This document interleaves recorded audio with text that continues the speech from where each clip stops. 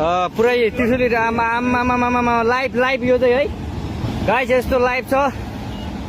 ओहो पुरा ड्याम फुटेर आयो यार, पुरा चाइनाको ड्याम फुटेर आएर रहेछ। आमा ल यहाँ हामीले अब ओहो यार यो पुरै ड्याम फुटेर आएको यो घर गयो यो। ल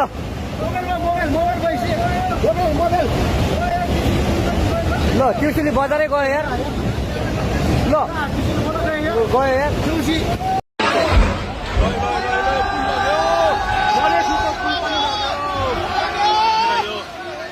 देखि पृथ्वीराजमा जोड्ने पुल पनि बगेको छ। जोड्नको लागि मद्दत पुर्याइरहेको यो लाइफलाइन